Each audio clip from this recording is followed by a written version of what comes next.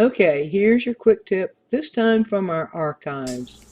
First, dampen the paper very, very slightly. Uh, not glossy at all, just slightly dampened.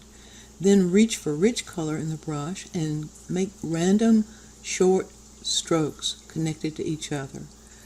After that, reload the brush with rich color and then move from the dampened portion towards the dry portion, and this allows the texture. The cold pressed paper will give you the texture there that can be reminiscent of the edges of foliage. So we just keep making this motion, moving from the dampened area into the drier area, and occasionally adding a stroke or two in the dampened area. Here's how not to do it. Not on the tip of the brush like this, but allow the brush to turn on its edge, on its side and corner, and just let it kind of scrub around on the paper like that. As it scrubs, it's going to become more and more misshapen, and the more misshapen it is, the more lovely the foliage is going to be.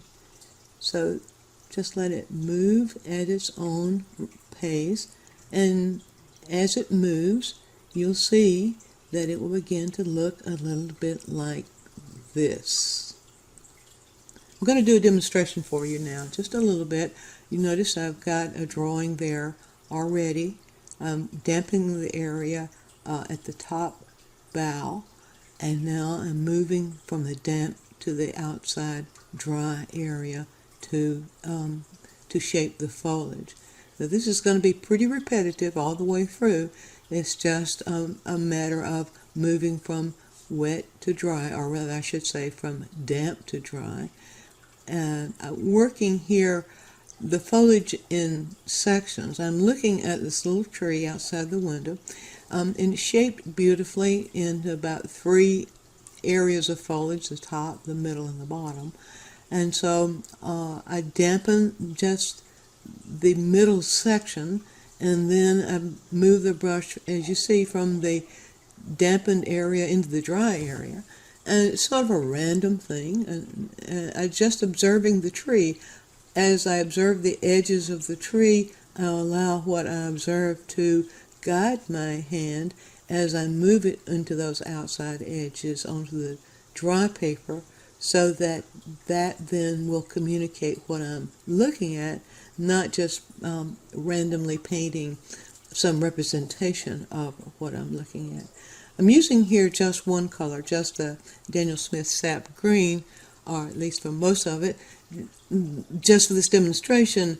When you develop this technique and feel comfortable with it, you'll want to use multiple colors to communicate whatever colors you're observing in the tree. But just for this demonstration, I'm using, for most of it, the Daniel Smith Sap Green. And here at the bottom, I've added a little bit of ultramarine blue in there just to communicate the shadow areas I'm observing in the foliage. But notice what's happening.